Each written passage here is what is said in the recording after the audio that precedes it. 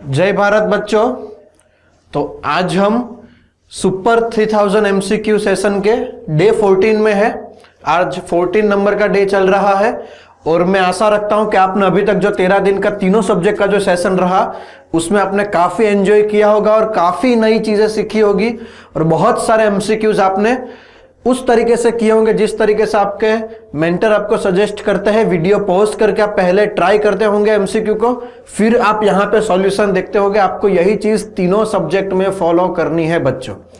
तो आज जो डे 14 में फिजिक्स का जो सेशन होगा उसका जो टॉपिक है वो आरबीडी यानी rotation motion, rigid body dynamics भी कहा जाता है। उसका आज उस चैप्टर का आज पार्ट 1 है। कल डे नंबर 15 में आपको इसका पार्ट 2 भी मिलने वाला है। ठीक है, टोटल 2 लेक्चर का ये सेशन है और फिजिक्स का मोस्ट इंपॉर्टेंट चैप्टर कहा जाता है रोटेशन।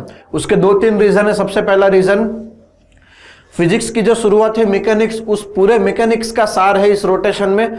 और दूसरा, वेटेज की बात करें तो ऐसा कोई भी पेपर नहीं होगा नीट का, जेईई मेन का या एडवांस का जिसमें रोटेशन ना हो। विदाउट रोटेशन पेपर नहीं बनता। और इवन आप मानोगे नहीं, 2020 का जो जेईई एडवांस का पेपर हुआ था उसमें 5 क्वेश्चन सिर्फ और सिर्फ रोटेशन मोशन से थे। टोटल 36 क्वेश्चन थे जिसमें से 5 क्वेश्चन रोटेशन मोशन में थे। पेपर 1 और 2 मिला के। तो आज का सेशन बहुत ही मस्त रहने वाला है बच्चों आप लोगों का। और हम बहुत सारी नई चीजें सीखेंगे, बहुत सारे शॉर्टकट सीखेंगे, किस तरीके के क्वेश्चन पूछे जाते हैं उस ट्रेंड की भी एनालिसिस करेंगे और उसी के अकॉर्डिंग हम क्वेश्चंस को भी ट्रीट करेंगे। तो पहला क्वेश्चन देखने से पहले बच्चों हम वेटेज की बात कर लें।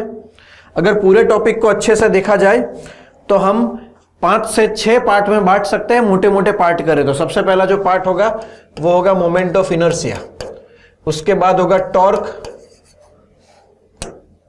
Toppling, equilibrium. तीसरा जो पार्ट होने वाला है वो है रोटेशन अबाउट फिक्स एक्सिस। उसके बाद जो पार्ट होगा वो होगा सीटीआरएम काइनेमेटिक्स। उसके बाद होगा सीटीआरएम डायनेमिक्स।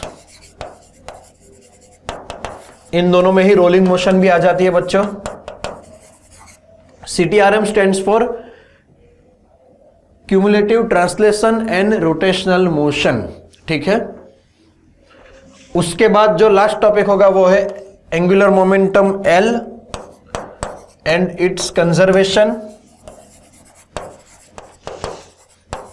And angular collision. इस तरीके से टोटल हम कहे तो पूरे चैप्टर को 6 पार्ट में बांट सकते हैं।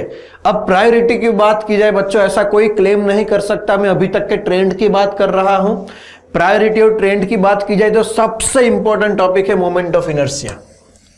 छोटा सा टॉपिक है लेकिन सबसे ज्यादा क्वेश्चन उसकी टॉपिक के साइज के हिसाब से सबसे ज्यादा क्वेश्चन मोमेंट ऑफ इनर्शिया से पूछे गए हैं। यह है पहली नंबर की प्रायोरिटी रहेगी अपनी ओर से। दूसरी प्रायोरिटी रहेगी मोमेंटम, उसका कंजर्वेशन और एंगुलर कोलिजन। इससे सेकंड नंबर, वैसा नंबर ऑफ क्वेश्चन में ये सबसे टॉप पॉइंट आएगा, लेकिन ये टॉपिक भी बड़ा है, 3-4 टॉपिक मिलके बना है इसलिए इससे क्वेश्चन ज्यादा है तो वैलिड है। ये छोटा सा टॉपिक है और उसमें से उतने सारे क्वेश्चन आए हैं इसलिए उसको हमने प्रायोरिटी रखा है। फिर एंगुलर मोमेंटम दूसरे पे। तीसरा जो टॉपिक होगा वो होगा टॉर्क, टॉपलिंग और इक्विलिब्रियम। इन तीनों पे मिला के भी बहुत सारे क्वेश्चन अभी तक पूछे गए हैं। चौथा जो टॉपिक होगा वो है रोटेशन अबाउट फिक्स एक्सिस। पुली वाले प्रॉब्लम, रॉड को हिंच कर दिया, वैसे वाले प्रॉब्लम से भी बहुत सारे क्वेश्चंस अभी तक आ चुके हैं। पांचवा टॉपिक होगा रोलिंग का डायनेमिक्स। इसमें एनर्जी थ्योरम, फ्रिक्शन लगेगा कि नहीं, एक्सटर्नल फोर्स लगा दिया कितना एक्सेलरेशन आएगा, प्योर रोलिंग की कंडीशन, डायनेमिक्स के साथ, फोर्स के साथ, वो सारी बातें होगी। और सबसे लास्ट में आएगा सीटीआरएम का काइनेमेटिक्स। ये अभी तक की ट्रेंड एनालिसिस है, ऐसा कोई भी क्लेम नहीं कर सकता कि यही टॉपिक आने वाला है, ये नहीं आने वाला। ठीक है, ऐसा सिर्फ एनटीए बता सकता है बच्चों आपको। ये अभी तक की मैं आपको ट्रेंड एनालिसिस बता रहा हूं। तो आज के सेशन में हम प्योर फोकस करेंगे पहले 3 टॉपिक पे, moment of inertia, torque, toppling, equilibrium और रोटेशन अबाउट फिक्स एक्सिस। फिर नेक्स्ट लेक्चर में बाकी के 3 टॉपिक पे हम फोकस करेंगे। तो बच्चों आपके सामने जो पहला क्वेश्चन है ध्यान से पढ़ेंगे वीडियो को पॉज करेंगे, ट्राई करेंगे अटेम्प्ट करने की, मोमेंट ऑफ इनर्शिया टॉपिक का क्वेश्चन है, और फिर आपका जो आंसर आएगा वो यहां मेरे आंसर से मैच करेंगे। तो आपने ट्राई कर ली होगी, मैं ट्राई कर देता हूं एक बार। क्वेश्चन है ABC is a plane lamina of shape equilateral triangle, और यहां पे डी और ई वो मिड पॉइंट है, जी है पूरे ट्राइंगल एबीसी का सेंट्रोइड। ठीक है, बड़ा सा डायग्राम वापस बना देते हैं। ये पूरा ट्राइंगल है एबीसी, ये मिड पॉइंट है डी ई, और पूरे ट्राइंगल का सेंट्रोइड है G. If part A D E is removed, देखो पहले तो बोला है इस जी में से परपेंडिकुलर एक्सिस, ये जी में से देखो ये वाली मेरी पेन जो है वो वाली एक्सिस की बात की है, जी में से जो परपेंडिकुलर एक्सिस होगी उसके अबाउट पूरे ट्राइंगल का moment of inertia I of A B C about G, वो कितना बोला गया है I0। पूरे ट्राइंगल का जी में से परपेंडिकुलर एक्सिस में से मोमेंट ऑफ इनर्शिया बोला गया है I0। अब ट्राइंगल ADE को हटा दिया, ऊपर वाले छोटे से ट्राइंगल को हटा दिया, तो अब नीचे वाला पोर्शन बचा, तो उस नीचे वाले पोर्शन का इसी जी के अबाउट मोमेंट ऑफ इनर्शिया कितना होने वाला है, यह पूछा गया है। काफी अच्छा क्वेश्चन है, और यहां पे बस आपको एक ट्रिक लगानी है, कोई इंटीग्रेशन नहीं करना है, बस आपको मोमेंट ऑफ इनर्शिया की प्रॉपर्टी पता होनी चाहिए, वो कैसे काम करता है, उसका फॉर्मूला में क्या क्या टर्म इंपॉर्टेंस है, वो सारी चीजें देखोगे तो बड़ा आसान हो जाएगा ये। ठीक है, एक चीज अब समझते हैं हम, ध्यान से देखना। मानो यहां से भी हमने छोटा सा ट्राइंगल बना दिया, ठीक है, ये वाला जो पॉइंट है एफ नाम देते हैं, एफ है बी और सी का मिड पॉइंट। तो देखो यहां पे 4 ट्राइंगल बने, ऊपर वाला ट्राइंगल, ये लेफ्ट वाला, बीच वाला और राइट वाला, ये चारों ट्राइंगल सेम होंगे, चारों ट्राइंगल का एरिया सेम होगा, साइज सेम होगी, तो चारों ट्राइंगल में जो मास है वो भी सेम होगा। ये बात समझ में आ रही है? गुड। और एक चीज, इसी जी के अबाउट पूरे ट्राइंगल का मोमेंट ऑफ इनर्शिया कितना है? एबीसी का मोमेंट ऑफ इनर्शिया है I0, तो इसी जी के अबाउट इस छोटे से बीच वाले ट्राइंगल का मोमेंट ऑफ इनर्शिया कितना होगा? IDEF अबाउट जी। ये कितना होगा? तो ध्यान से देखो, ये जो छोटा सा ट्राइंगल है उसका भी सेंट्रोइड ये जी ही है, ये बात समझ में आनी चाहिए। बड़े से ट्राइंगल का सेंट्रोइड जी है और इस छोटे से ट्राइंगल का भी सेंट्रोइड जी है, ठीक है, यानी दोनों के फॉर्मूले का फॉर्म सेम होगा। और एक चीज, कोई भी स्ट्रक्चर ले लो, मोमेंट ऑफ इनर्शिया 2 चीज पे डिपेंड करता है, एक तो उसके टोटल मास पे, और दूसरा उसका कोई जो डायमेंशन होगा, कोई मानो डायमेंशन है L, उसके स्क्वायर पे। इन दोनों पे डिपेंड करता है। आप कोई भी स्ट्रक्चर ले लो, जैसे सॉलिड गोला ले लो तो 2/5 m r क्या है? उसका डायमेंशन रेडियस ही तो है। उसी तरीके से अगर मैं ट्राइंगल लूंगा तो इस ट्राइंगल का भी कहीं से भी मोमेंट ऑफ इनर्शिया किस पे डिपेंड करेगा?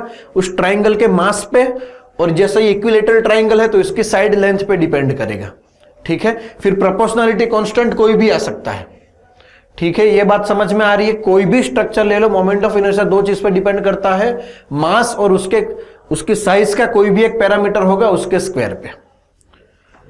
अब बड़े से ट्राइंगल और छोटे से ट्राइंगल को कंपेयर करो। अगर बड़े से ट्राइंगल का मास m है तो इस छोटे से ट्राइंगल का मास कितना होगा? m/4 होगा, क्योंकि देखो बड़े से ट्राइंगल में ऐसे 4 ट्राइंगल है। यानी पहली चीज, अगर मुझे बड़े से ट्राइंगल का इनर्शिया पता है, छोटे का ढूंढना है, तो छोटे के लिए पहले तो मुझे मास को 4 से डिवाइड करना पड़ेगा, ठीक है। अगर I0 है बड़े से ट्राइंगल का मास इंटू बड़े से ट्राइंगल की लेंथ का स्क्वायर प्रोपोर्शनल टू, तो अब मुझे DEF का ढूंढना है, तो IDF प्रोपोर्शनल टू क्या होगा? m/4। एक तो मास हो जाएगा, दूसरा देखो अगर बड़े से ट्राइंगल की लेंथ L है तो छोटे से ट्राइंगल की लेंथ L/2 होगी, दिख ही रहा ये चीज, सिंपली साइज में आधा है, तो ये हो जाएगा L/2 का स्क्वायर। यानी जो DEF का मोमेंट ऑफ इनर्शिया होगा वो होगा mL²/16। यानी अगर पूरे से ट्राइंगल का मोमेंट ऑफ इनर्शिया I0 है तो DEF का मोमेंट ऑफ इनर्शिया होगा I0/16। तो आप बोलोगे सर ये बाकी के तीनों का भी I0/16 होगा, तो नहीं होगा ऐसा बच्चों। पहली चीज, मैं सिर्फ बड़े ट्राइंगल और छोटे को ही कंपेयर कर सकता हूं। रीजन क्या है? दोनों का सेंट्रोइड सेम है, इस बड़े से ट्राइंगल का भी मुझे सेंट्रोइड के अबाउट ढूंढना है और छोटे से ट्राइंगल का भी मुझे सेंट्रोइड के about he moment of inertia ढूंढना है, इसलिए दोनों को मैं आराम से कंपेयर कर सकता हूं। अब आगे बढ़ते हैं। बड़े से ट्राइंगल का मोमेंट ऑफ इनर्शिया आया I0। ये I0 किन किन से बना होगा? इस बीच वाले का प्लस इन तीनों का। तो टोटल I0 में से बीच वाले का इनर्शिया कितना है? I0/16। तो बाकी तीनों का इनर्शिया मुझे मिल जाएगा, आराम से मिल जाएगा। और एक चीज, इस ये G वाली एक्सिस के लिए देखो दोनों ट्राइंगल इक्वल है। इस G वाली एक्सिस के लिए ये वाला ट्राइंगल जितने डिस्टेंस पे होगा उतना ही ये वाला, उतना ही ये वाला। अब पूरे ट्राइंगल को ऐसा रोटेट करके देख लो तो G में से पास होती हुई एक्सिस के लिए तीनों ट्राइंगल इक्वली डिस्ट्रीब्यूटेड है, यानी इस G वाली एक्सिस के लिए तीनों का मोमेंट ऑफ इनर्शिया सेम आने वाला है। मानो इस G के अबाउट इसका इनर्शिया I डैश है तो इसका भी इनर्शिया I डैश होगा, इसका भी moment of inertia I dash होगा। यानी मैं कह सकता हूं टोटल I0 बराबर बीच वाले का I0/16 plus 3 times I dash. तो 3 टाइम I डैश कितना हो जाएगा? I0 माइनस I0/16 यानी 15 I0/16। तो I डैश कितना हो जाएगा? 5 I0/16। यानी इस G वाली एक्सिस से तीनों ट्राइंगल का इनर्शिया हो जाएगा 5 I0/16। ठीक है, तो अब अपने पास स्ट्रक्चर ऐसा है बच्चों, देखो अब अपने पास कुछ ऐसा स्ट्रक्चर है। ऊपर वाला हटा दिया, इस G के अबाउट ढूंढना है। तो G के अबाउट क्या करूंगा? एक तो इसका I0/16, इसका I डैश और इसका I डैश, ये अपना आंसर हो जाएगा। तो फाइनल आंसर क्या होने वाला है? I0/16 plus 2 times I dash यानी 10 I0/16। आंसर आ जाएगा 11 I0/16। 11 I0/16 numerical type answer है। n I0/16 लिखा है तो n की वैल्यू होने वाली है 11। ये हो गया अपना पहले क्वेश्चन का आंसर। देखो बच्चों कितना अच्छा क्वेश्चन है, और ये भी JEE मेन के प्रीवियस ईयर से इंस्पायर्ड हुआ क्वेश्चन है।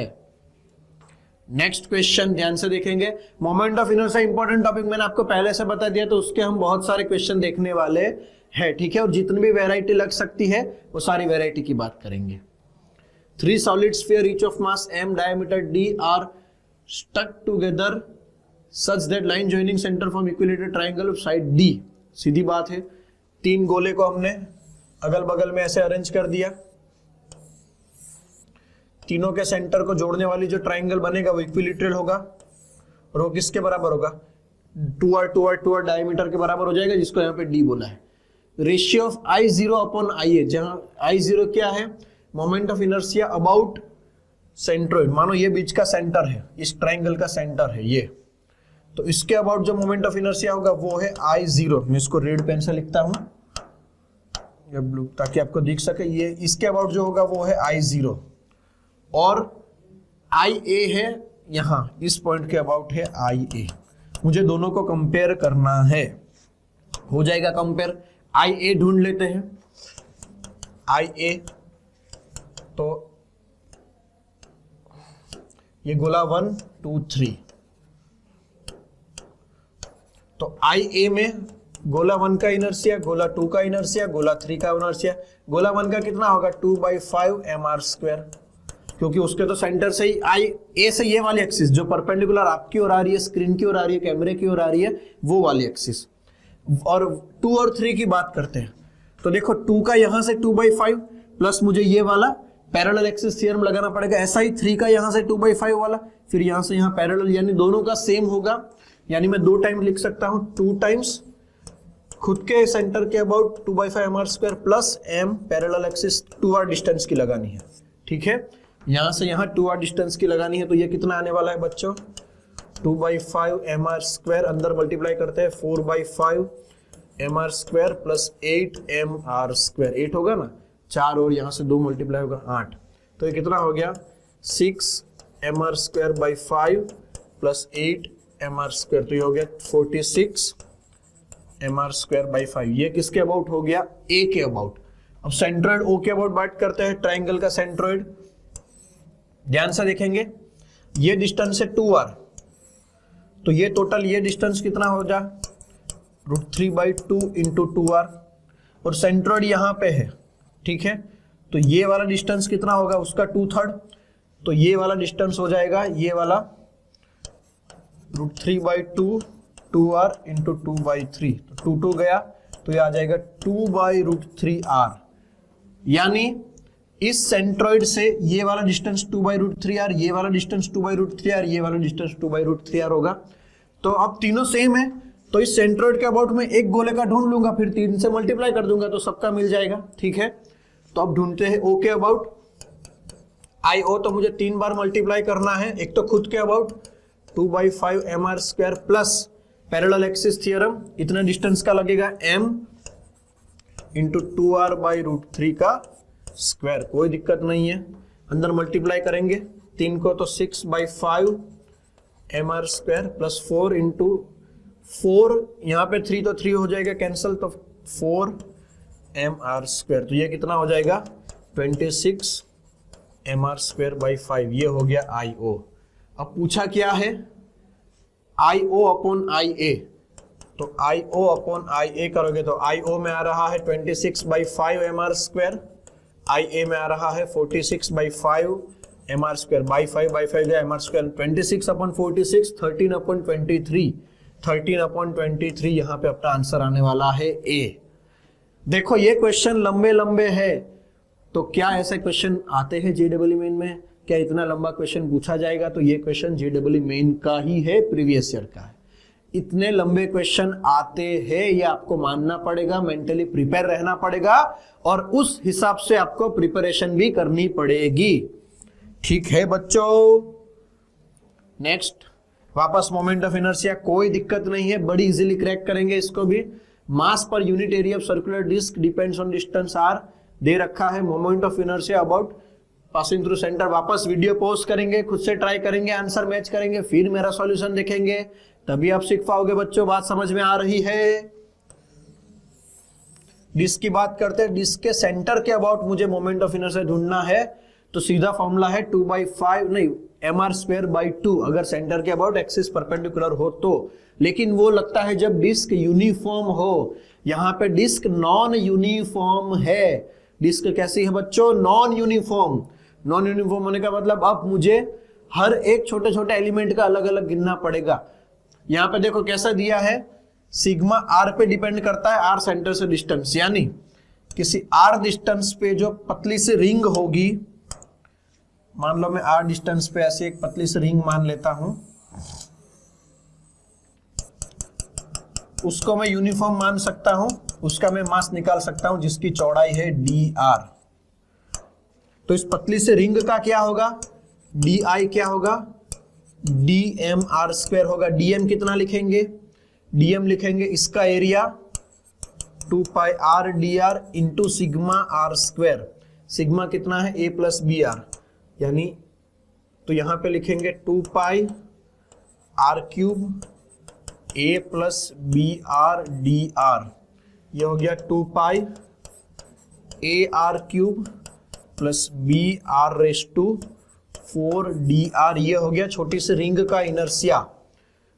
तो हमें पूछा है टोटल इनर्शिया I, तो इसको इंटीग्रेट कर देंगे, 2π कॉमन निकल जाएगा, AR⁴/4 BR⁵/5, 0 से R तक करेंगे तो कैपिटल R रख देंगे, तो हो जाएगा 2π R⁴ कॉमन निकल जाएगा, तो A/4 प्लस BR/5, ऐसा कुछ आंसर आएगा 2π। यहाँ पे देखो रेडियस A लिखा है, मैंने R कर दिया है, तो A को R से कंपेयर कर दो, 2π R⁴ A/4 plus BR/5, A/4 BR/5, यहाँ पे भी आंसर मैच हो रहा है अपना ऑप्शन A। ठीक है, पिछले दो क्वेश्चन से कंपेरेटिवली छोटा क्वेश्चन है, नया क्वेश्चन है, वेरिएबल वाला क्वेश्चन है, इंटीग्रेशन की जरूरत पड़ी है यहाँ पे। नेक्स्ट क्वेश्चन वापस इंटीग्रेशन वाला। फर्क क्या है? डिस्क में से बीच वाले डिस्क को उड़ा दिया है, फिर जो पोर्शन बचा इसका मोमेंट ऑफ इनर्शिया नहीं, इसका रेडियस ऑफ गायरेशन पूछा है, इसका रेडियस ऑफ गायरेशन पूछा है। ठीक है, तो रेडियस ऑफ गायरेशन का फॉर्मूला क्या है? I बराबर mk², यानी पहले तो मुझे I ढूंढना पड़ेगा, फिर मुझे m ढूंढना पड़ेगा, दोनों को डिवाइड करके k मिलेगा, उसका मुझे रूट करना पड़ेगा। ठीक है, k² मिलेगा, रूट करूंगा, तो I ढूंढते हैं, m भी ढूंढते हैं। यहाँ पे भी देखो mass per unit length sigma 0/r, r पे डिपेंड कर रहा है, तो यहाँ पे भी वापस में ये चीज कर सकता हूँ। ये मानो अपनी ओरिजिनल डिस्क है, इनर रेडियस ए, आउटर रेडियस बी। यहां मुझे वापस r डिस्टेंस पे रिंग लेनी है, r डिस्टेंस पे ये वाले रिंग लेनी है, ठीक है, r डिस्टेंस पे जिसकी चौड़ाई है dr। तो इस रिंग का वापस क्या लिखेंगे, dm, रिंग का dm, सॉरी di लिख देते हैं डायरेक्ट। अब तो पिछले क्वेश्चन में देख ही चुके, di क्या लिखेंगे, dm r स्क्वायर। dm कितना आएगा, 2 pi r dr sigma 0 upon r, इतना आएगा dm इंटू r स्क्वायर। तो r को जाने दो, ये बचा 2 pi sigma 0 r square dr, ये हो गया di। तो i कितना आना है, 2 पाई सिग्मा 0। इसका इंटीग्रेशन करेंगे हम, लिमिट कौन सी रखेंगे, जब इसका इंटीग्रेशन करने जाएंगे तो लिमिट a से b तक रखेंगे, 0 से r तक नहीं रखना, a से b तक रखना है। तो ये हो जाएगा b cube minus a cube by 3, इतना होना है i, ठीक है। अब मुझे ढूंढना है m, तो m क्या करूंगा मैं, dm का इंटीग्रेशन करूंगा। तो यहाँ पे देखो dm ये रहा अपना, इतना dm था, उसका इंटीग्रेशन कर देते हैं, 2 pi r dr sigma 0 by r, कोई दिक्कत नहीं है, इसमें भी हो जाएगा। लिमिट रखेंगे वापस a से b तक की, तो 2 पाई सिग्मा 0 बाहर, अंदर बचेगा b माइनस a, ये हो गया टोटल मास m। तो रेडियस ऑफ गायरेशन का स्क्वायर क्या आता है, moment of inertia upon mass. Moment of inertia कितना आया, 2 pi sigma 0, 2 pi sigma 0 b cube minus a cube by 3 upon mass आया 2 pi sigma 0 b minus a, इतना आ रहा है बच्चों। b cube minus a cube का फॉर्मूला रखो पहले, 2 पाई सिग्मा 0 2 पाई सिग्मा जाने दो, b cube minus a cube हो जाएगा b minus a into B square plus A square plus A B by 3 upon b minus a, b minus A जाने दो। अब ये आ गया रेडियस ऑफ गायरेशन का स्क्वायर। तो रेडियस ऑफ गायरेशन क्या आ जाएगा, इसका root B square plus A B by 3, ऐसा कोई ऑप्शन है, B square A B by 3 root के अंदर, तो ये है ऑप्शन सी, ठीक है। मस्त क्वेश्चन, अच्छा क्वेश्चन, मिलता जुलता क्वेश्चन, लेकिन फिर भी अलग क्वेश्चन, क्योंकि रेडियस ऑफ गायरेशन पूछा है, आपको 2 बार इंटीग्रेशन करना पड़ सकता है। ये भी क्वेश्चन लंबा है, लेंदी है, लेकिन ऐसे क्वेश्चन आते हैं बच्चों, मानना पड़ेगा, ठीक है। नेक्स्ट क्वेश्चन, वीडियो पॉज करो, ट्राई करो, अटेम्प्ट करो, आंसर चेक करो, फिर यहां पे देखेंगे, ठीक है। मैं आशा रखता हूं आप लोग ने ट्राई किया होगा, इतनी तो ईमानदारी हम में होनी चाहिए। Solid sphere of mass M radius R divided into 2 unequal part, ठीक है। पूरा से एक सॉलिड स्फीयर है, अगर मैं ऐसे बीच में से काटता तो इक्वल पार्ट हो जाता, लेकिन हमने ऐसा कहीं से साइड में से काटा, ये वाला बड़ा पार्ट, ये वाला छोटा पार्ट, कोई दिक्कत नहीं है। बड़े वाले पार्ट का मास है 7m/8, तो सीधी बात है छोटे वाले पार्ट का मास हो जाएगा m/8, ताकि दोनों मिलके वापस हो जाए m मास, कोई दिक्कत नहीं है। बड़े वाले पार्ट को बना दिया है डिस्क, बड़े वाले पार्ट को बना दिया है डिस्क, जिसका मास है 7m/8, और रेडियस कितनी रखी है बंधुओं ने, रेडियस रखी है यहाँ पे 2r। बड़े मास को बना दिया डिस्क और इस तरीके से, और छोटे पार्ट को बना दिया सॉलिड स्फीयर, छोटे से पार्ट को छोटा सा सॉलिड स्फीयर बना दिया होगा इस तरीके से, ठीक है। इसका मास हो जाएगा m/8, इसमें भी कोई दिक्कत नहीं है। Let I1 be the moment of inertia of new sphere about axis. The ratio of I1 and I2 is, ठीक है। अब यहाँ पे देखो, एक 2-3 चीजें आपको ध्यान में रखना है। पहली चीज, प्रॉब्लम स्टेटमेंट में थोड़ी सी प्रॉब्लम है, ये बच्चों प्रीवियस ईयर का क्वेश्चन है, मैंने एज इट इज यहाँ पे कॉपी किया है। आप बोनस की आशा रखते हो, लेकिन बोनस नहीं मिला, ध्यान से सुनना। I1 किसका इनर्शिया है, नए स्फीयर का इनर्शिया, यानी इसका जो इनर्शिया मिलेगा एक्सिस के बट वो I1 होगा।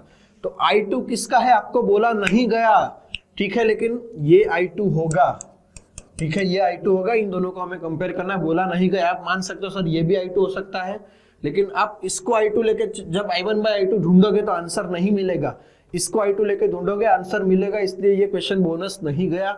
बच्चों ऐसी भी ट्रेजेडी हो सकती है, तो आपको प्रेजेंस ऑफ माइंड आपका क्लियर होना चाहिए, इसलिए ये मैंने क्वेश्चन यहाँ पे लिया है एज इट इज। लगता है गलती वाला, लेकिन गलती वाला नहीं है। अब इसका मास पता है बच्चों, लेकिन इसकी रेडियस नहीं पता, बहुत बुरी बात हो गई, ठीक है। अब देखो ध्यान से, पहले तो मैं इसका मोमेंट ऑफ इनर्शिया ढूंढ लेता हूं। डिस्क है, सेंटर के अबाउट ढूंढना है, mr स्क्वायर बाई 2, m कितना आएगा 7m/8, r कितना है mr स्क्वायर बाई 2, ये हो गया मेरा I2। तो इसको अच्छे से लिखेंगे तो ये कितना होने वाला है 28 mr स्क्वायर अपॉन 16, तो ये जाएगा 8 14 7 4, यानी ये हो गया 7/4 mr स्क्वायर, ये हो गया I2। I1 की बात करेंगे, बस इतना पता है कि जो m/8 मास वाला पार्ट है उसको मैंने गोला बना दिया है सॉलिड। तो ये बड़ा वाला भी गोला है, छोटा वाला भी गोला है, बड़े वाले की रेडियस r है, बड़े वाले का टोटल मास है m। अब ध्यान से देखना, इसका मास m, रेडियस r, ये भी सॉलिड स्फीयर है, ये भी सॉलिड स्फीयर है, जिसका मास है m/8, तो रेडियस कितनी होगी। अब एक चीज आप समझो, सॉलिड स्फीयर का मास उसके वॉल्यूम से डिसाइड होता है, यूनिफॉर्म डिस्ट्रीब्यूटेड है, तो अगर मास 8 टाइम घटा तो रेडियस हाफ होनी चाहिए, क्योंकि वॉल्यूम में 4/3 πr³ आता है। ठीक है, अगर रेडियस को हाफ कर दो तो वॉल्यूम 8 टाइम कम हो जाएगा r³ की वजह से, मास अपने आप 1/8 होने वाला है। ठीक है, इसलिए अगर उसकी रेडियस r है तो इसकी रेडियस होगी r/2। ठीक है, ये अगर आपने पकड़ लिया तो ये क्वेश्चन आसान हो सकता है। दूसरा, आपको यहाँ पे I1 I2 क्या है ये भी थोड़ा इंट्यूशन से पहचानना पड़ेगा। तो अब इसका मोमेंट ऑफ इनर्शिया I1 क्या होगा 2/5 m, m है m/8, r स्क्वायर है r²/4 है ना, r/2 का स्क्वायर यानी ये कितना आने वाला है बच्चों, 2 जाने दो तो mr² अपॉन 80, इतना ही तो आएगा। अब मुझे पूछा है I1/I2, तो mr² चला जाएगा 1/80 अपॉन 7/4, तो ये हो जाने वाला है 4/80 of 7, तो ये हो जाएगा 21/40, 1/140। अगर I1/I2 पूछा है तो 1/140 रेशियो ऑफ I1/I2। I1 है न्यू स्फीयर, तो I1 है न्यू स्फीयर का, I2 है इसका। अगर मैं I1/I2 करता हूँ 1/140, लेकिन यहाँ पे 140, यानी यहाँ पे एक और ये I2/I1 होना चाहिए। अगर I2/I1 पूछा है तो 1/140 आंसर आएगा, I1/I2 पूछा है 1/140। ठीक है, देखो ये इतनी बड़ी प्रॉब्लम नहीं है कि आप इसको बोनस का डिमांड कर दो, ये समझ सकते हो। अगर दोनों ऑप्शन होते 140 1/140 तो ठीक है, सिर्फ एक ही ऑप्शन है 140, आपको मैच करना है। दूसरी चीज I1 दिया है, I2 के 2 3 4 5 पॉसिबिलिटी हो सकती है, तो आप थोड़ा सा कॉमन सेंस लगाओ, लॉजिकल लगा, तो आप चीज को पहचान पाओगे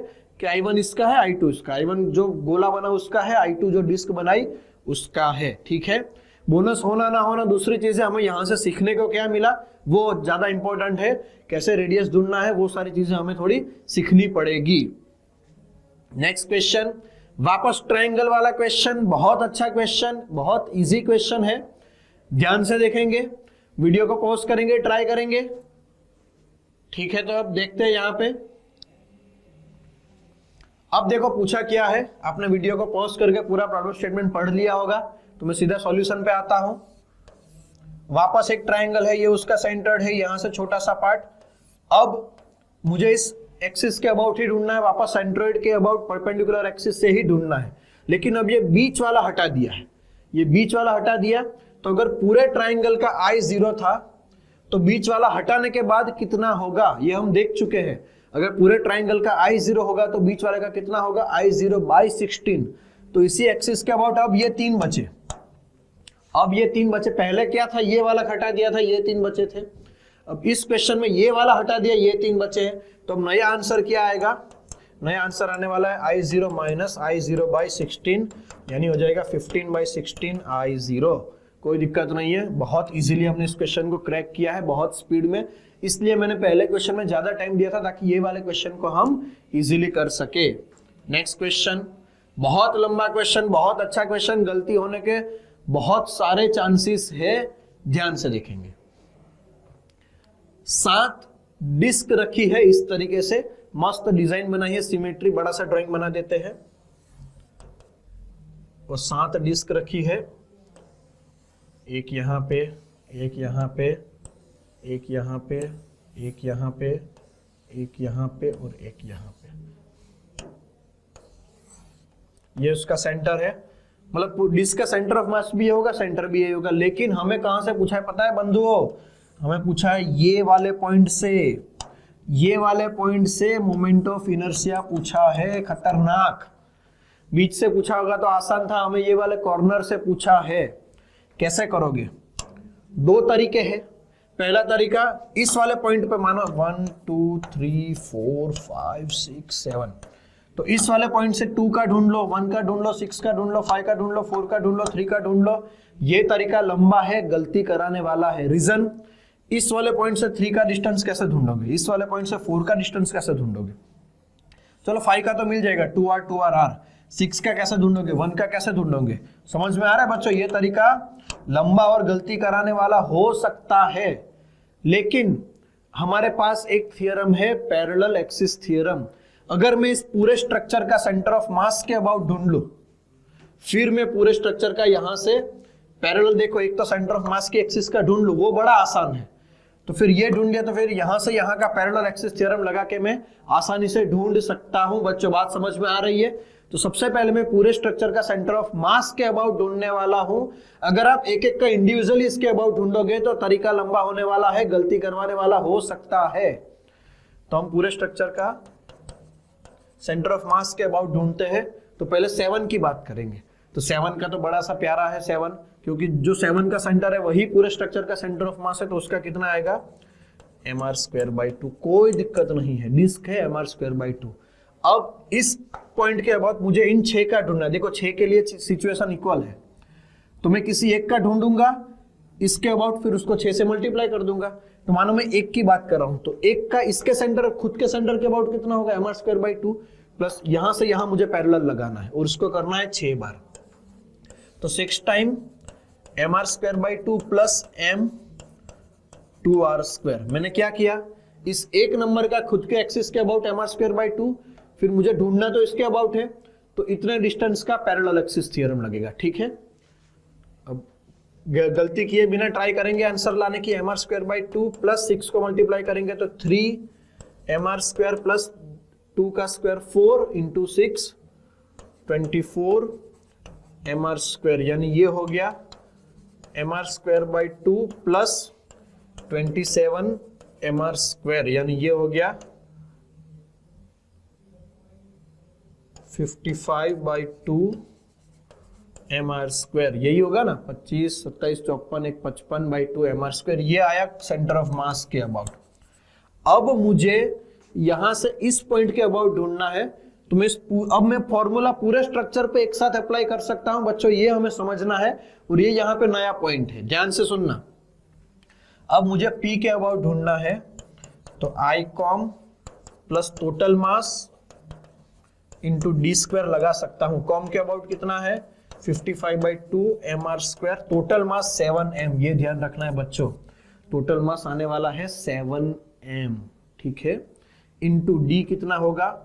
यहां से यहां तक r 3r का स्क्वायर, 3r का स्क्वायर। ऐसा भी होता है बच्चों, कई लोगों को तो अभी पता चलेगा कि ऐसा भी होता है क्या, इतने बड़े स्ट्रक्चर में भी लग सकता है क्या। यही बच्चों अद्वैत अचीवर्स की ब्यूटी है, यही यहाँ के क्वेश्चन सिलेक्शन की ब्यूटी है। ठीक है, हर एक क्वेश्चन को सोच समझ के सिलेक्ट किया गया है।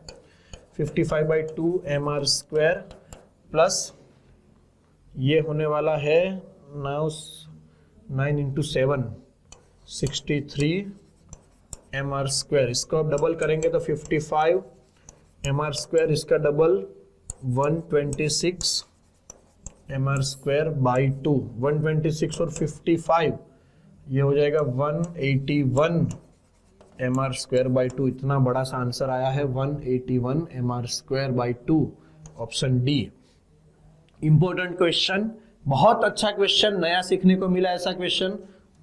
नेक्स्ट क्वेश्चन, वापस मोमेंट ऑफ इनर्शिया, कटिंग वाला क्वेश्चन है, हर क्लास में हर जगह करवाया जाता है। सिंपल सा क्वेश्चन है, ध्यान से देखेंगे। From a uniform circular disc of radius r and mass 9m, small disc of radius r/3 is removed as shown in figure. तो फिगर को बड़ा करके ड्रॉ करते हैं। ये ओरिजिन है, रेडियस है r, ऊपर छोटे से डिस्क जिसकी रेडियस है r/3, इतने को रिमूव किया, बचा इतना सा स्ट्रक्चर। अब ठीक है, और ये डिस्टेंस कितना होगा, ये वाला डिस्टेंस होगा 2r/3 और ये r/3 ऐड करोगे और ये वाला डिस्टेंस हो जाएगा r/3, तो टोटल हो गया r। तो पासिंग थ्रू, तो यहां से मुझे पूरे सिस्टम का मोमेंट ऑफ इनर्शिया ढूंढना है। तो हम जानते हैं ये बड़ा आसान सा है, इसको कहते हैं कंकेटेड डिस्क, ठीक है। उसको हमने ट्रंकेटेड डिस्क, हमने एक पोर्शन को कट किया है, तो ऐसे कटिंग वाली डिस्क का मोमेंट ऑफ इनर्शिया बराबर पूरी डिस्क का इनर्शिया माइनस कटिंग का इनर्शिया, यानी इसका हम करेंगे तो इक्वल टू पूरी डिस्क का इनर्शिया, पूरी भरी हुई डिस्क का इनर्शिया माइनस इस छोटी सी डिस्क का इनर्शिया। तो पहले भरी हुई डिस्क की बात करते हैं। मास कितना बोला है 9m, रेडियस कितनी बोली है r, और मुझे सेंटर के अबाउट ढूंढना है। तो पूरी डिस्क का इनर्शिया कितना होगा m, यानी 9m r²/2, ये हो गया पूरी डिस्क का इनर्शिया, माइनस कटिंग वाली डिस्क का। तो कटिंग वाली डिस्क का पहले तो खुद के सेंटर के अबाउट, तो इसका रेडियस पता है r/3, मास कितना होगा, ध्यान से देखना, पूरी डिस्क का मास 9m है, तो इस छोटे से पोर्शन में मास कितना होना चाहिए। तो देखो रेडियस 3 टाइम कर दिया है, अब ये डिस्क है तो एरिया से डिसाइड होगा, तो πr², यानी रेडियस 3 टाइम करने से एरिया 9 टाइम्स कम हो गया। अगर रेडियस को डिवाइड बाय 3 करो तो एरिया डिवाइड बाय 9 हो जाएगा, यानी मास भी डिवाइड बाय 9 हो जाएगा। अगर पूरी डिस्क का मास 9m है तो इसका मास हो जाएगा m, इसका मास होने वाला है m। तो इसका सेंटर के अबाउट कितना होगा m r²/2, और फिर हमें तो यहां से ढूंढना है पूरी सिस्टम का, तो ये वाला डिस्टेंस का पैरेलल एक्सिस लगेगा, वो है 2r/3, यानी इसका कितना होगा, पहले तो खुद के अबाउट mr²/18, ये होगा ना खुद के अबाउट, 3 का स्क्वायर 9 × 2 18, प्लस m इतने डिस्टेंस का पैरेलल 4r²/9, एलसीएम लेंगे तो यहाँ भी 18 आ जाएगा, तो यहाँ पे 8 और एक 9, तो 9mr²/18 इतना ही होगा ना, 9mr²/18 यानी mr²/2, ये हो जाएगा 9mr²/2 माइनस mr²/2, यानी हो गया 8mr²/2, यानी 4mr², ऐसा कुछ दिख रहा है, 4mr², यहां से अपना आंसर आएगा। ठीक है बच्चों,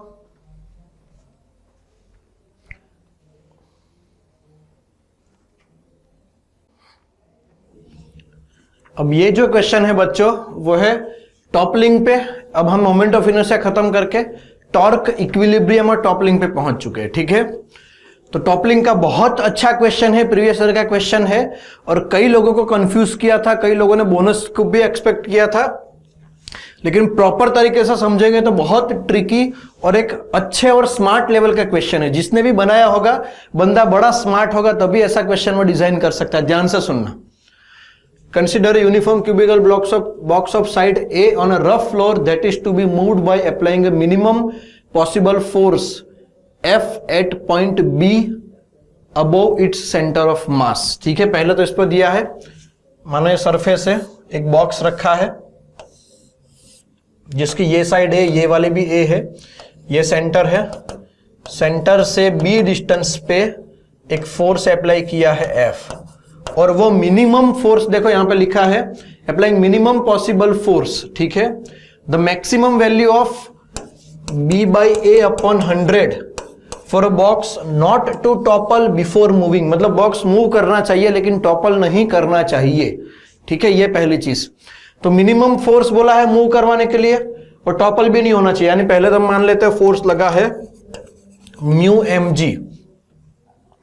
अब अगर ये टॉपल करेगा तो इस साइड से करने के चांसेस है टॉपल, क्योंकि फोर्स ऐसे लगाया, यानी अभी वो एक्सेलरेट नहीं, बस वो जस्ट मूव कर रहा है। ठीक है, इसलिए मैं इस पॉइंट के अबाउट टॉर्क लिख सकता हूं। अगर ये एक्सेलरेट करेगा तो मैं इस पॉइंट के अबाउट टॉर्क नहीं लिख पाऊंगा, मुझे इस पॉइंट के अबाउट टॉर्क लिखना पड़ेगा, या फिर अगर मैं इस पे लिखना चाहूंगा तो मुझे सूडो फोर्स अप्लाई करना पड़ेगा।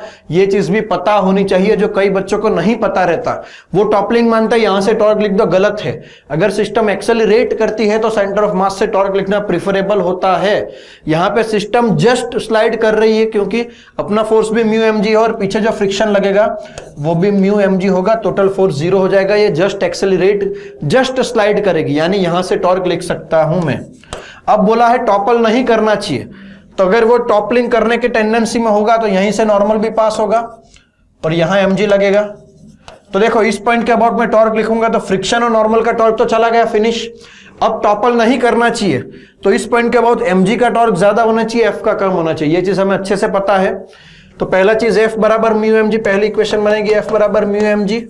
दूसरा, टॉपल नहीं करने की कंडीशन, इस पॉइंट के अबाउट mg का टॉर्क कितना होगा, mg इंटू a बाई 2। देखो ये है डिस्टेंस a बाई 2 और ये डिस्टेंस कितना है, a बाई 2 प्लस b। ये वाला टॉर्क बड़ा होना चाहिए f times a by 2 plus b से, तो ये हो जाएगा mg a by 2 greater than f। Sorry for that, mu mg a by 2 plus b। mg जा रहा है यहां से, म्यू है 0.4, तो a by 2 greater than mu है 0.4, 4 by 10 a by 2 plus b, यानी ये हो जाएगा 2 बाई 5। अंदर मल्टीप्लाई करेंगे तो a by 2 greater than a by 5 plus 2b by 5। ठीक है, 2 2 कैंसिल होगा तो इसको सामने ले जाएंगे तो a by 2 minus a by 5 greater than 2b by 5। तो ये कितना होने वाला है, 5 minus 2 3a by 10 greater than 2b by 5। 5 यहां से गया 2, यानी ये कितना आएगा, 3 by 4a greater than b। ठीक है, यानी यहां से हम अगर लिखना चाहे, हमें क्या पूछा गया है, b बाई a पूछा गया है, तो b by a less than 3 by 4 होना चाहिए। अब एक चीज ध्यान रखना, यानी b 3 बाई 4, यहां पे देखो बच्चों ट्रिक यहां पे है, b 3a बाई 4 से छोटा होना चाहिए, यानी b की आप मैक्सिमम वैल्यू कितना ले लोगे, 3a बाई 4। अब देखो इस नंबर पे ध्यान देना, सिर्फ आंसर पे इनफ नहीं है, इस नंबर पे ध्यान दो। b कहां से डिस्टेंस है, b बोला गया है सेंटर ऑफ मास से हाइट है। ठीक है, ये सेंटर ऑफ मास है, यहां से हाइट है b, तो ये मैक्सिमम कितना हो सकता है, देखो हम ज्यादा से ज्यादा यहां पे फोर्स लगा सकते हैं, इसके ऊपर थोड़ी हवा में फोर्स थोड़ी लगाएंगे, मुझे इस ऑब्जेक्ट पे फोर्स लगाना है, यानी मैं मैक्सिमम b कितना ले सकता हूं, a बाई 2 ले सकता हूं। लेकिन यहां पे b कितना बोला है, हम 3a बाई 4 तक जा सकते हैं, जो गलत है। 3a बाई 4 यानी 0.75a हुआ, जबकि मैं b में मैक्सिमम a बाई 2 तक ही जा सकता हूं। ठीक है, यानी यहां पे b अपना मैक्सिमम कितना आ जाएगा, a बाई 2 आने वाला है। b कितना आने वाला है, a बाई 2, यानी हमें पूछा है b बाई a इंटू 100, तो वो कितना आ जाएगा, 100 बाई 2 50। अपना आंसर आने वाला है 50, यहां पे आंसर आएगा। यहां पे कई बच्चों ने इंडिया में गलती की होगी, मुझे पक्का भरोसा है, उन्होंने 3 बाई 4a करके 75 आंसर लिख लिया होगा, जबकि प्रैक्टिकली 3 बाई 4a पॉसिबल ही नहीं है, हम a बाई 2 से ऊपर जा ही नहीं सकते। अगर ये b सेंटर से मेजर है तो मैं मैक्सिमम कितना ऊपर जा सकता हूं, a बाई 2 तक। ये चीज क्लियर होनी चाहिए बच्चों, ठीक है, इसलिए एक अच्छा क्वेश्चन है। Next, uniform cylinder of mass and radius R pulled, इसको भी वापस आप वीडियो पॉज करेंगे, पूरा स्टेटमेंट पढ़ेंगे, ट्राई करेंगे, फिर अटेम्प्ट करेंगे। पूछा है कि मुझे इसको देखो ध्यान से, ये एक सीढ़ी जैसा स्ट्रक्चर है, ठीक है, स्टेप है जिसकी हाइट है a, और यहां पे एक बड़ा सा सिलेंडर है, मुझे इसको ऊपर चढ़ाना है, और इसके लिए मैं इसके सेंटर पे ऐसे फोर्स लगा रहा हूं F, ठीक है, और ये F फोर्स कैसा लिखा, देखो F is perpendicular to the plane through axis of cylinder and edge of the step, यानी इन दोनों में से जब पास होता है वो जो प्लेन होगा उसके परपेंडिकुलर F है, ऐसा लिखा गया है, ठीक है। ये है R, पूछा है F कितना होना चाहिए। देखो अगर ये अब इक्विलिब्रियम वाला क्वेश्चन या टॉपलिंग वाला भी कह सकते हो, अगर ये ऐसा ऊपर चढ़ने की टेंडेंसी रखता है तो देखो मैं इस पॉइंट के अबाउट, क्योंकि इस पे कितना कितना फोर्स लगेंगे, एक तो यहां से नॉर्मल लगेगा, सेंटर से नीचे mg लगेगा, इस तरफ F लगेगा, और यहां पे कहीं ऐसा नॉर्मल लगेगा। अब अगर ये मानो n1 या n2, अब अगर इसको ऊपर चढ़ना होगा, अगर इसके पास ऊपर चढ़ने की टेंडेंसी होगी तो ये नॉर्मल तो चला जाएगा, कांटेक्ट छूट जाएगा, यानी अब इसको अगर जाने दे इस फोर्स को तो बचे कितने फोर्स, n2 mg और F। तो अगर मैं इसके अबाउट टॉर्क लिखूं तो मुझे n2 के भी साथ कैलकुलेशन करने की जरूरत नहीं है, ठीक है। तो मैं इस ए पॉइंट के बाद टॉर्क लिख सकता हूं। दूसरी चीज, एफ देखो, एफ ऐसे रोटेट करने की ट्राई कर रहा है, एफ का जो टॉर्क होगा वो उसको ऐसे रोटेट करने की ट्राई करेगा, mg का जो टॉर्क होगा वो ऐसे रोटेट करने की ट्राई करेगा। अगर उसको ऊपर चढ़ना है तो ये वाला टॉर्क, क्लॉकवाइज वाला टॉर्क ज्यादा होना चाहिए इस वाले टॉर्क से, ठीक है। mg अगर ये है तो इस पॉइंट से लिखना है तो मुझे ये वाला डिस्टेंस चाहिए, परपेंडिकुलर डिस्टेंस x। तो पहली चीज यहां पे हम क्या लिखेंगे बच्चों कि f इंटू आर, देखो f, देखो यहां से ये जो लाइन है इससे f परपेंडिकुलर ऑलरेडी बोला गया है, इसलिए f का टॉर्क कितना होगा, f इंटू आर, जो बड़ा होना चाहिए mg के टॉर्क का। तो इस पॉइंट से mg के परपेंडिकुलर लाइन ये वाला हॉरिजॉन्टल डिस्टेंस होगा x। तो हमें x कैलकुलेट करना है तो ये वाले ट्राइंगल की बात करेंगे, ऐसा कुछ है, ये r है, ठीक है, ये टोटल भी r है, ये a है और ये x है, तो ये कितना होगा r माइनस a। तो यहां से पाइथागोरस लगा देंगे तो r स्क्वायर बराबर क्या हो जाएगा, r माइनस a का स्क्वायर प्लस x स्क्वायर। यहां से आपको x मिल जाएगा, इस x की वैल्यू यहां पे पुट करो तो आपका आंसर इजीली ये आने वाला है, ऑप्शन ए। मैंने कंसेप्ट क्या लगाया बच्चों, कंडीशन दे रखी है, हमें इसको ऊपर चढ़ाना है, यानी f का टॉर्क, देखो mg उसको ऊपर चढ़ने से रोक रहा है तो f का टॉर्क mg से ज्यादा होना चाहिए ताकि वो अपने आप ऊपर चढ़ जाएगा। बात समझ में आ रही है बच्चों, बड़ा आसान क्वेश्चन है, ठीक है। फिर ये जो क्वेश्चन है बच्चों अपना, वो भी टॉर्क पे बेस्ड है, पूछा है यहां पे, slab is subjected to two forces F1 and F2। देखो ये स्लैब है, 6/4 साइज है उसकी, XY प्लेन में है, F1 फोर्स उसके सेंटर पे लग रहा है ऊपर की ओर, ठीक है, और F2 फोर्स है वो XY प्लेन में लग रहा है 30 डिग्री पे। ध्यान से अगर हम बड़ा सा डायग्राम अच्छे से बनाए तो देखो ऐसा कोई स्लैब है, F1 फोर्स ऐसे सेंटर में ऊपर की ओर लग रहा है और F2 फोर्स ऐसे लग रहा है 30 डिग्री। ये y, ये x, ऊपर z, इसके डायमेंशन दिए गए हैं 6 और 4। पूछा गया है torque about O, torque about O, इस O के अबाउट टॉर्क पूछा है, ये F1 ये F2। तो पहले तो मुझे ये जिस पॉइंट पे लग रहा है उसका पोजीशन वेक्टर r1, ये जिस पॉइंट पे लग रहा है उसका position vector r2, f1 f2, मुझे सबकी पहले तो इक्वेशन चाहिए, r1 f1 r2 f2, ठीक है। तो पहले f1 की बात करेंगे, f1 कितने वैल्यू का है, दोनों का मैग्नीट्यूड सेम है f, यानी f1 क्या हो जाएगा, f k कैप, क्योंकि देखो f1 का मैग्नीट्यूड f और डायरेक्शन है ऊपर z की। फिर f2 की बात करेंगे तो F2 देखो F मैग्नीट्यूड का है तो cos 30 करेंगे तो y में कंपोनेंट मिलेगा, sin 30 करेंगे तो x में कंपोनेंट मिलेगा, ये xy प्लेन में है।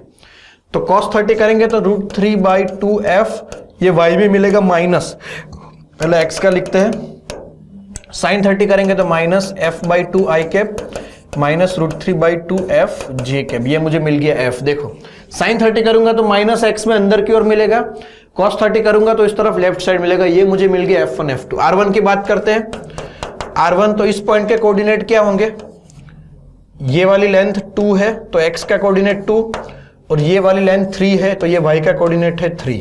तो R1 क्या हो जाएगा 2i cap plus 3j cap.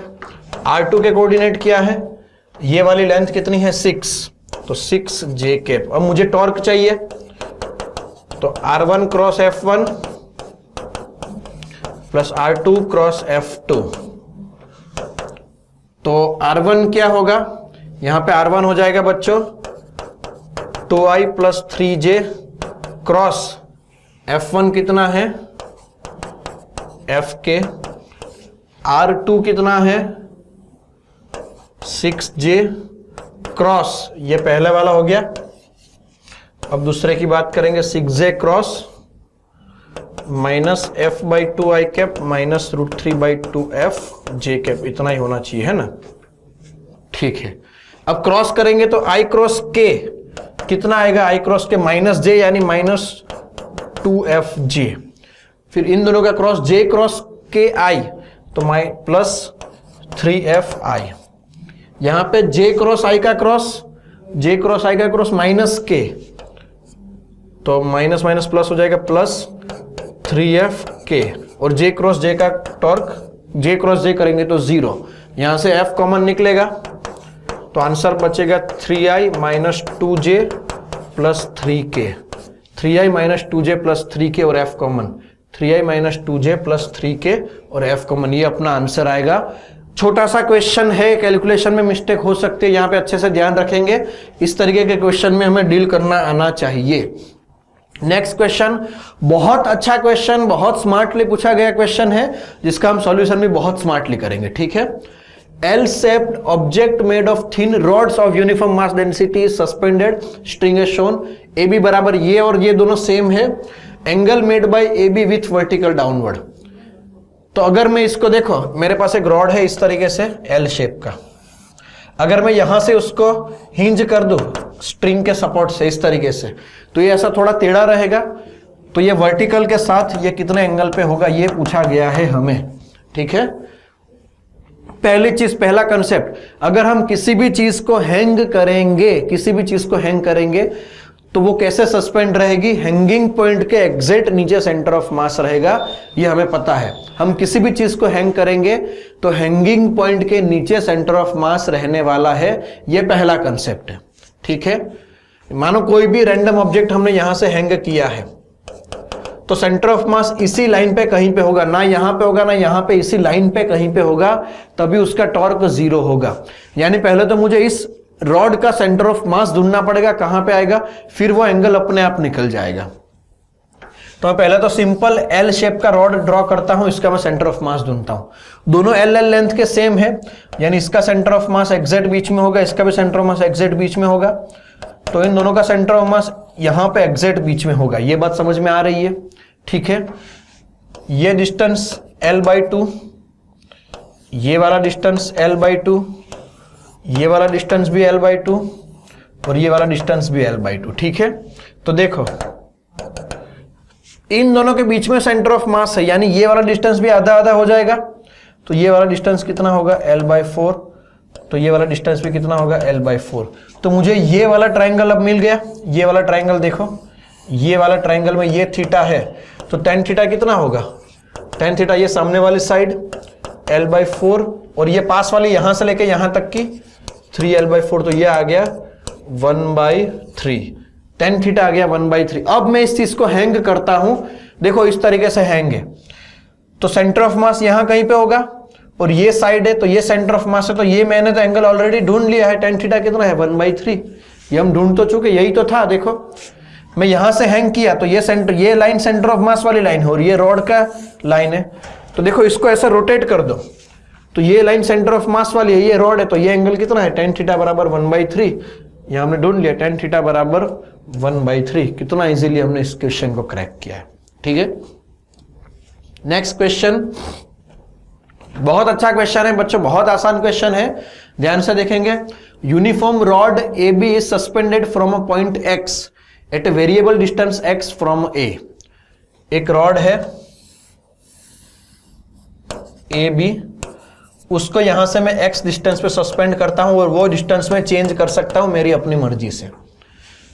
अब देखो अगर ये सेंटर नहीं हुआ तो रॉड ऐसे या ऐसे झुक सकता है, अगर ये वाली लेंथ ज्यादा हुई तो रॉड ऐसा झुक जाएगा, ये वाली लेंथ ज्यादा हुई तो रॉड ऐसा झुक जाएगा। तो उसको हॉरिजॉन्टल रखने के लिए मैं यहां पे एक मास सस्पेंड करता हूं स्मॉल m का, ठीक है, और रॉड का मास मान लेता हूं मैं कैपिटल M, लेंथ मान लेता हूं L। अब इसको हॉरिजॉन्टल रहने के लिए मैं M और X की मैं अलग अलग X लेके, मुझे देखो ये M भी अलग अलग मिलेगा।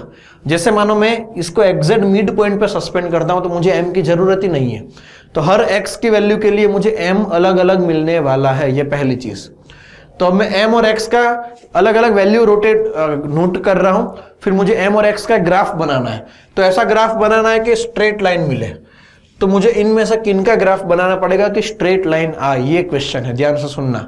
पहले तो मुझे M और X का रिलेशन ढूंढना है, फिर उस रिलेशन को मुझे स्ट्रेट लाइन बताना है। तो M और X में कौन सा रिलेशन का मैं ग्राफ ड्रॉ करूं कि स्ट्रेट लाइन बने, ये अपना क्वेश्चन है बच्चों। बात समझ में आ रही है? तो मैं सीधी सी बात में ये पॉइंट C के अबाउट टॉर्क लिख लेता हूं। इस सिचुएशन के लिए माना रॉड का mg इस तरफ लगेगा रॉड का मास कांस्टेंट है, ठीक है। ये स्मॉल एम और ये एक्स, ये दो वेरिएबल है, ये mg कांस्टेंट है। ये कितना डिस्टेंस पे लगेगा, L/2 माइनस एक्स। तो इस पॉइंट के अबाउट इसका टॉर्क बराबर इसका टॉर्क, तो ये वाले का टॉर्क कितना होगा, mgx बराबर यहां पे टॉर्क कितना होगा, mg L/2 माइनस एक्स। तो gg को जाने दो, तो m बराबर x को इस तरफ ले लो, m L/2x माइनस 1। देखो ये ऐसा रिलेशन मिला, ये m कांस्टेंट है, अंदर मल्टीप्लाई कर देते हैं, m बराबर mL/2 1/x माइनस m। देखो m और x में ऐसा ग्राफ बन रहा है। इसको अगर मैं y बराबर mx प्लस c से कंपेयर करूं तो y एक्सिस पे m लूंगा, ये m उसका स्लोप ये हो गया, x की जगह 1/x से कांस्टेंट हो गया माइनस m। यानी अगर ये स्ट्रेट लाइन मुझे बनाना है तो मुझे m वर्सेस 1/x का ग्राफ बनाना पड़ेगा, तब जाके ये स्ट्रेट लाइन बनेगा, ठीक है। ये स्ट्रेट लाइन तब बनेगा जब मैं m वर्सेस 1/x का ग्राफ बनाऊंगा। आंसर आएगा option A. Question number 15, massless. देखो रॉड मासलेस है, लेंथ 3l है और यहां पे दोनों मास अटैच की है 5m0 2m0 और मैंने P से उसको हिंज किया है, ये L है ये 2l है। अब ये हमने देखो ये रोटेशन अबाउट फिक्स एक्सिस है, ठीक है। मैं इस सिचुएशन में उसको रिलीज करता हूं तो दो चांसेस है, ये इस तरफ घूमने लगे या फिर इस तरफ घूमने लगे।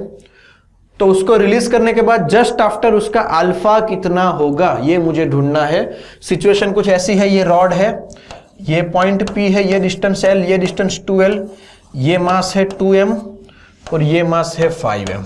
इसको रिलीज करता हूं तो मुझे ढूंढना है कि टॉर्क, मतलब जस्ट रिलीज करने के बाद ये ऐसे जाएगा कि ऐसे जाएगा, अल्फा कितना होगा ये मुझे ढूंढना है, ठीक है। तो पहले तो मैं इस पॉइंट के अबाउट मोमेंट ऑफ इनर्शिया ढूंढ, क्योंकि मुझे टॉर्क बराबर आई अल्फा करना पड़ेगा, तो मुझे टॉर्क ढूंढना पड़ेगा, आई ढूंढना पड़ेगा, तो अल्फा मिल जाएगा। तो पहले आई ढूंढ लेता हूं, आई अबाउट पी और टॉर्क अबाउट पी, ये मुझे करना पड़ेगा। तो पी के अबाउट आई कितना होगा, इसका आई कितना होगा 5ml² और इसका आई 2m 2l²। ये हो जाएगा 4 2 8 और 5 13, ये हो गया 13ml², ये मुझे मिल गया आई। अब टॉर्क अबाउट पी की बात करेंगे तो इसके अबाउट इसका टॉर्क नीचे, इसका टॉर्क ऐसे घुमाएगा और देखो इस पी के अबाउट इसका mg लगेगा तो इसका टॉर्क ऐसे घुमाएगा, ये दो चीजें। तो मैं ये क्लॉकवाइज टॉर्क कितना आ रहा है 4mgl और एंटी क्लॉकवाइज टॉर्क कितना आ रहा है 5mgl। तो देखो किसका टॉर्क ज्यादा है, एंटी क्लॉकवाइज वाले का टॉर्क ज्यादा है, क्लॉकवाइज वाले का कम है। तो टोटल टॉर्क कितना आएगा, टोटल टॉर्क आएगा 5mg/l माइनस 4mg/l, क्योंकि ये टॉर्क एंटी क्लॉकवाइज है, ये टॉर्क क्लॉकवाइज है।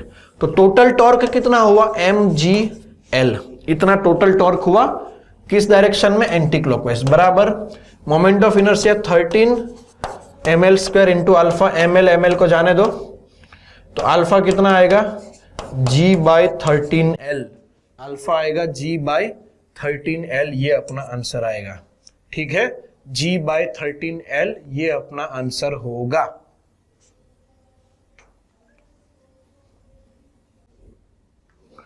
फिर बच्चों जो नेक्स्ट जो क्वेश्चन है वो भी हमें टॉर्क ढूंढने वाला क्वेश्चन है, बहुत अच्छा क्वेश्चन है बच्चों। प्रॉब्लम पढ़ेंगे, ट्राई करेंगे। यहां पे b sin ओमेगा 2t है, ठीक है, ये ध्यान रखना, y बराबर y0 plus b sin omega 2t है, इस चीज का ध्यान रखेंगे। तो क्वेश्चन समझते हैं। m मास का पार्टिकल है जिसका मुझे x कोऑर्डिनेट और y कोऑर्डिनेट दिया गया है, तो मुझे ओरिजिन के अबाउट t बराबर 0 पे टॉर्क ढूंढना है, मुझे पोजीशन वेक्टर दिया गया है। तो टॉर्क का फॉर्मूला क्या होगा r क्रॉस f, यानी यहां पे टॉर्क बराबर r क्रॉस ma, यानी मुझे t बराबर 0 पे r ढूंढना है और a ढूंढना है, यहां से मैं टॉर्क कैलकुलेट कर पाऊंगा। तो r वेक्टर कौन सा दिया है, यहां पे r वेक्टर है x0 plus a cos omega 1t, यही है ना, x0 plus a cos omega 1t, ये उसका x कोऑर्डिनेट हो गया, और y कोऑर्डिनेट है y0 plus b sine omega 2t, ये है j के, ये अपना पोजीशन वेक्टर है। इसको डिफरेंशिएट करेंगे तो वेलोसिटी वेक्टर मिलेगा, x0 का 0 हो गया, डिफरेंशिएशन ये हो जाएगा cos का माइनस साइन, यानी minus a omega 1 sine omega 1t, ये x की वेलोसिटी, और ये हो जाएगा माइनस बी ओमेगा 2, माइनस नहीं आएगा यहाँ पे, साइन का डिफरेंशिएशन होगा कॉस, तो B omega 2 cos omega 2 T J cap, ये हो गया वेलोसिटी। इसको और एक बार डिफरेंशिएट करेंगे तो एक्सेलरेशन मिलेगा। ये कितना आएगा बच्चों, इसका डिफरेंशिएट करेंगे तो माइनस ए ओमेगा 1 का square cos omega 1 T I cap, और इसका माइनस में हो जाएगा माइनस बी ओमेगा 2 का square sine omega 2 T J cap. यानी मुझे किसी भी टाइम पे पोजीशन वेक्टर, वेलोसिटी, एक्सेलरेशन मिल गया है, मुझे क्या ढूंढना है, आर और ए टी बराबर 0 पे ढूंढना है। तो टी बराबर 0 पे आर कितना आएगा, टी बराबर 0 रखो, तो ये साइन वाला ये टर्म तो 0 हो जाएगा टी बराबर 0 पे, ये 1 हो जाएगा, तो आर कितना होगा x0 प्लस ए आई कैप प्लस y0 जे कैप, इतना ही होगा y0 जे कैप। ए की बात करेंगे t बराबर 0 पे, ए कितना आएगा, तो ये 1 हो जाएगा, तो ये कितना आने वाला है माइनस ए ओमेगा 1 स्क्वायर आई कैप। t बराबर 0 पे साइन की वैल्यू 0 हो जाएगी, तो जे में कोई भी कंपोनेंट आने वाला नहीं है। अब टॉर्क की बात करेंगे तो m कॉमन निकाल लेंगे, r क्रॉस ए भी कर सकते हैं, तो m बाहर, r क्रॉस ए की क्रॉस प्रोडक्ट करो, तो देखो यहाँ पे i और j दोनों कंपोनेंट है, यहाँ पे सिर्फ i कंपोनेंट है, तो i और i का तो क्रॉस होगा नहीं, ठीक है, तो सिर्फ किसका क्रॉस होना है, j और i का। तो j क्रॉस i करोगे तो कितना मिलेगा, j cross i minus k मिलेगा, और यहाँ पे ऑलरेडी एक माइनस है, यानी ये हो जाएगा a ओमेगा 1 का स्क्वायर y0 k डायरेक्शन में, यानी आंसर आएगा m a y0 ओमेगा 1 का square, m a y0 omega 1 का स्क्वायर इंटू के, यहां पे अपना आंसर आ रहा है b।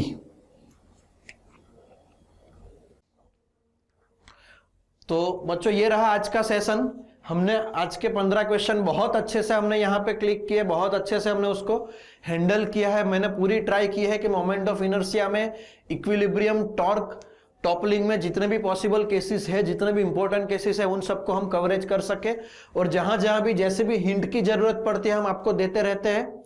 तो मिलते हैं बच्चों नेक्स्ट सेशन में। यहाँ पे हम रोटेशन का लास्ट पोर्शन करेंगे, जिसमें स्पेशल टॉपिक अपना रहेगा रोलिंग मोशन वाला और एंगुलर मोमेंटम और उसके कंजर्वेशन वाला। वो भी बहुत इंपॉर्टेंट टॉपिक है, मोमेंट ऑफ इनर्शिया के बाद सेकंड नंबर पे हमने उसको रखा है। तो अगर बच्चों आपको ये अपने सेशन पसंद आते हो, अपने आपको ये पूरी सीरीज सुपर 3000 MCQ पसंद आती हो, तो प्लीज अब इस सारे वीडियो को, इस चैनल को सब्सक्राइब कीजिए, वीडियो को लाइक कीजिए, अपने दोस्तों के साथ शेयर कीजिए। कोई भी डाउट हो तो आप कमेंट में लिख सकते हो, हम उसके आंसर आपको देंगे। आपको अगर नई पैटर्न के बेस 5 टेस्ट का अगर आपको फायदा लेना है तो डिस्क्रिप्शन में आपको वीडियो लिंक दी गई है, आप उसको भी, उस पर भी आप रजिस्टर होकर 5 फ्री टेस्ट का भी आप एडवांटेज ले सकते हैं। और भी कोई दिक्कत हो तो आप कमेंट में रखिए, हम आपके डाउट्स को अच्छी तरीके से सॉल्व करेंगे। ठीक है बच्चों, तो मिलते हैं नेक्स्ट सेशन में इसके सेकंड पोर्शन के बाद, इसके सेकंड पोर्शन के साथ। जय भारत।